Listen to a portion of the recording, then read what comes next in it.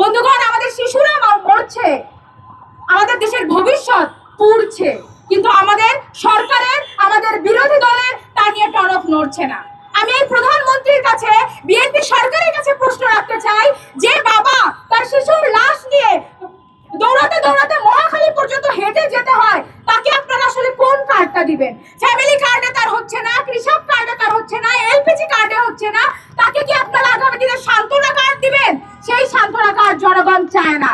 ইউনূস সরকার সংস্কার করতে গিয়ে এসে কতগুলো শিশুকে হত্যা করে দিয়ে গেল। বন্ধুগণ, সেই বিচার নিয়ে কোনো আওয়াজ নাই, সেটা নিয়ে কোনো পদক্ষেপ নাই। আমরা এখনো দেখছি না যে সরকারের টনক নড়ছে, কোনো জরুরি অবস্থা তারা ঘোষণা করছে, আইসিইউর সংখ্যা বাড়ানো হচ্ছে, অক্সিজেনের সংখ্যা বাড়ানো হচ্ছে, আমরা তেমন কোনো খোঁজ পাচ্ছি না।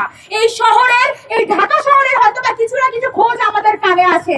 আমরা কি ওই দুর্গম পাহাড়ের ঘটনা জানি, যেখানে সরকার মদতপুষ্ট ওই সেনাবাহিনী পাহাড় কেটে কেটে রিসোর্ট বানাতে পারে, কিন্তু একটা হাসপাতাল এখনো কোনো সরকারের আমলে তৈরি করা হয়নি। সেই শিশুরা কিভাবে জীবন যাপন করছে, সেই শিশুদের মায়েরা বাচ্চারা কি কষ্ট পাচ্ছে, সেটা আমাদের সরকারের কাছে যায় না।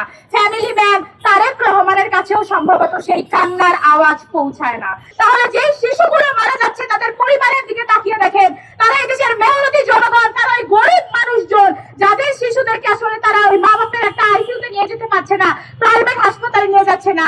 আপনারা ঢাকা মেডিকেলে গিয়ে দেখেন যে একটা শিশু, একটা সুস্থ শিশু যদি এখানে চিকিৎসার জন্য যায়, তাহলে সেই অসুস্থ হয়ে মারা যাবে।